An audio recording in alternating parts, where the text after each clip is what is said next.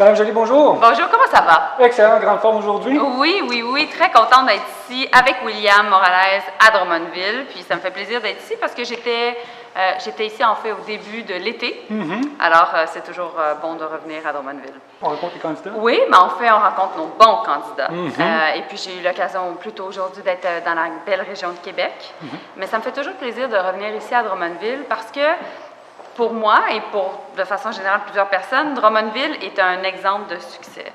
C'est un exemple de succès parce que, bon, on voit que l'économie va extrêmement bien ici, qu'il y a vraiment une situation de plein emploi, qu'il y a énormément de nouveaux arrivants qui s'intègrent et ils participent à ce succès-là.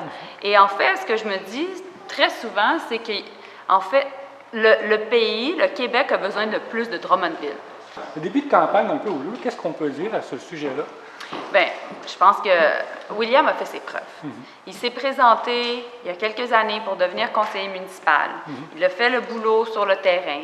Il a appuyé le maire, M. Cusson, qui fait aussi de l'excellent boulot. Et puis là, bien, il a décidé de faire son saut en politique fédérale. Et je le comprends parce que moi-même, j'ai commencé ma carrière en politique municipale lorsque je me suis présentée à la mairie de Montréal. Et William, je suis convaincue qu'il va être capable de faire cette transition-là avec brio. Et en même temps, bien, je pense que de par le fait qu'il a été capable de gagner la confiance de ses citoyens par le passé, ses actions parlent. Et donc, nécessairement, on sait qu'on a une voix forte ici et que je suis convaincue que les gens vont être capables de lui faire confiance et de lui démontrer leur confiance le 21 octobre prochain. Excellent. Donc, parlez-nous des enjeux à Drummondville. On parlait d'emploi, on parle de culture. On est à la Maison Axar, ici, en fait, Gary d'Art. L'importance de la culture pour vous? Mais pour moi, c'est très important, comme je le disais tantôt, avec les artistes qui sont présents aujourd'hui. Je l'ai déjà démontré au cours des dernières années. Pour moi, toujours, c'est un enjeu principal. J'étais présent, puis je compte continuer à le faire. D'ailleurs, mon engagement, c'est d'être le porte-parole des artisans et artistes du comté de Drummond à Ottawa. Je l'ai dit, c'est mon engagement. C'est très important de les soutenir.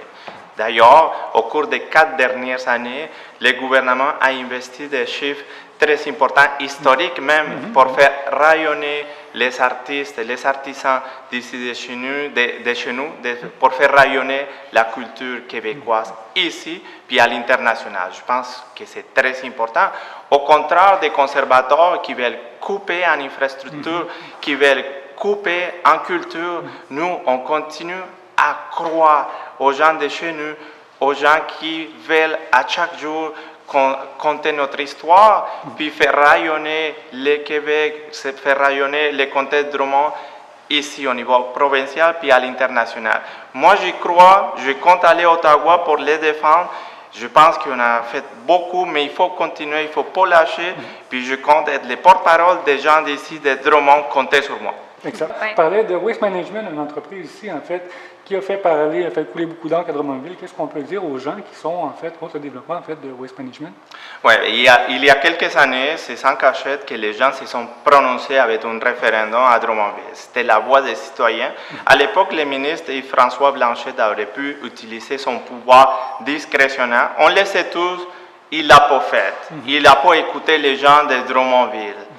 Aujourd'hui, on se trouve à la case de départ, encore avec les mêmes problèmes, on n'a pas écouté les citoyens. Donc nous, on compte travailler pour être à l'écoute.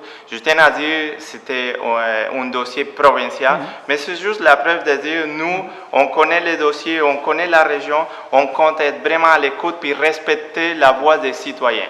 Côté écologie, on va y aller deux brièvement. Côté écologie, on parle d'engagement écologique. Au-delà des pancartes électorales, il y a quand même des enjeux importants à Drummondville. Qu'est-ce qu'on peut dire ici? Bien, premièrement, en tant que gouvernement, pour nous, ça a été très, très important de travailler sur la question environnementale. J'ai été présidente du comité du cabinet en charge de l'environnement et on a fait beaucoup comme gouvernement. Maintenant, ce n'est pas parfait parce qu'on a dû vraiment mettre de l'avant de nouvelles idées, des nouvelles actions, alors qu'il y avait vraiment des climato-sceptiques qui étaient au pouvoir sous l'ère Harper.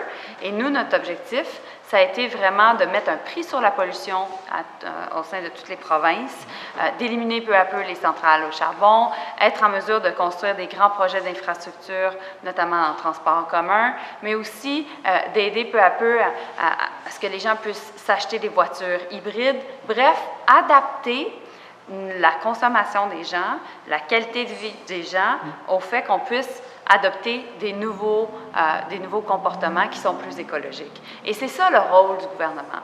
La vision du gouvernement, la vision du Parti libéral du Canada depuis 50 ans, c'est de construire une société plus juste et maintenant, bien, on fait aussi plus verte.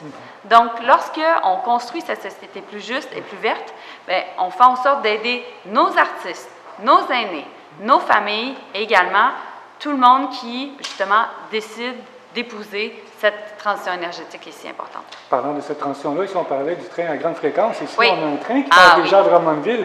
Un enjeu que les gens commencent à discuter. Ils disent, bien écoutez, on a déjà un qui passe dans la région. Est-ce qu'il n'y a pas moyen de le rendre plus accessible, plus rentable, peut-être de diminuer les coûts pour favoriser l'utilisation de ce service qui est déjà présent à Donalco ou s'il passerait sur un autre secteur? Qu'est-ce qu'on peut ajouter? Bien, ça, c'est une conversation à avoir, mais très certainement, le train à grande fréquence est important parce que, en tant qu'ancienne ministre du Tourisme, vous savez que ça aura un impact positif sur plusieurs régions au Québec, la Mauricie, mais aussi nécessairement les gens ici, de l'autre côté de la rive. Et ça va nous faire plaisir de parler de bons investissements en infrastructure qu'on peut faire. Et très certainement, on sait qu'il y a beaucoup à faire au niveau ferroviaire.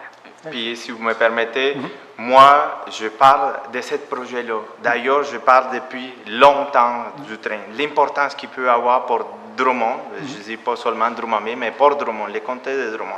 Puis, effectivement, vous venez de dire un mot très important. Il faudrait parler du projet, mais il faut parler aussi d'accessibilité. Il faut vraiment que ça soit accessible pour les gens. Puis, encore une fois, c'est un de mes engagements. Je parlais aussi de l'usine de traitement d'eau. Les gens savent, moi je le sais, j'en suis conscient de l'importance. C'est d'ailleurs qu'on a eu la chance d'avoir M. Champagne ici il y a quelques jours. Je l'ai invité ici à Drummond, il a accepté avec plaisir.